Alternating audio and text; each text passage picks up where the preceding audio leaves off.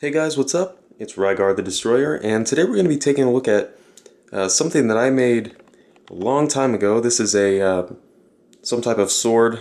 I didn't base it off of any actual swords, so it's just kind of my own design, and it's made out of wood, and it's meant for, like a costume or something, or you could put it in your room. It's definitely a cost-effective alternative to buying any type of replica sword, and it definitely has higher quality than, like a plastic one or something.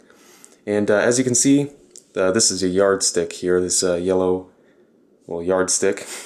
It's so you can see it's about 3 feet long. It's a little bit longer, and I made this out of three-quarter inch pine.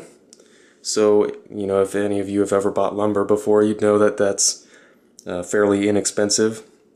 And the way I built this is really simple. It's not very hard.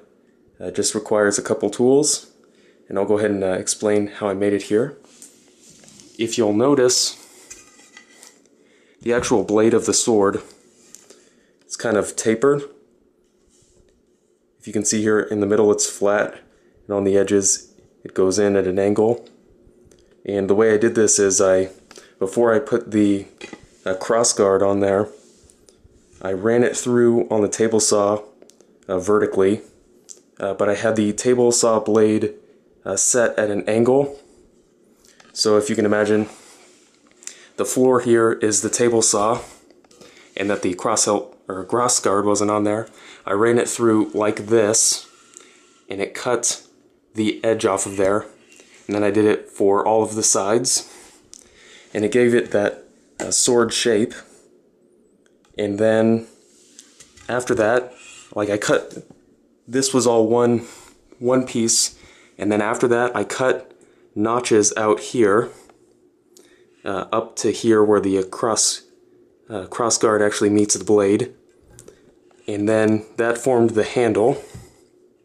And then for the cross guard itself, I'm not sure if you'll be able to see it, there's a little bit of a line here, and what I did is actually cut this piece here in half, and then cut a notch out of the center, and then put it over the area that I had cut out, and then glued it back together.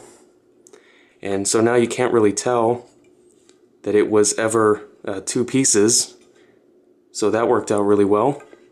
And then down here at the end, you cut an angle, two angles here at the end to make it pointed, and then you use a hand planer here, or it could be a sander or anything really, and you kind of finish off the point there.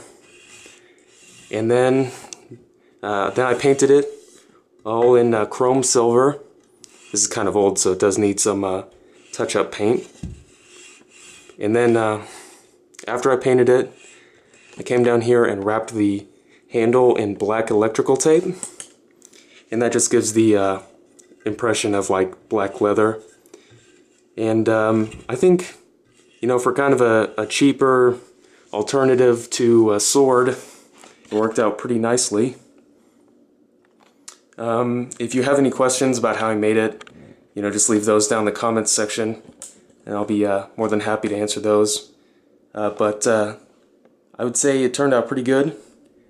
If you're wondering how it would be for like actual combat, I would say definitely don't use it. You'll ruin the edge of the blade here. I mean, you'll put a whole bunch of notches in it, and if you hit somebody with it, you could seriously hurt them. It'd be like hitting them with a baseball bat, because it's quite heavy, because it's made of wood. Oh, and one more thing I do want to mention, the edge of the blade here, I left a little bit thicker. Obviously you don't want it to be sharp, because it's kind of just a prop sword, and if you get wood really thin, like if I actually made it come out to an actual like edge, it becomes very like fragile, and it wouldn't hold that edge. It would probably just break off. So if you make one of these at home, just keep that in mind. But definitely a fun weekend project. It shouldn't take you that much time. You just draw out your design, and you know, do a little bit of woodshop work. So like I said, if you have any questions or comments, just leave them down in the comment section below, and I'll see you later.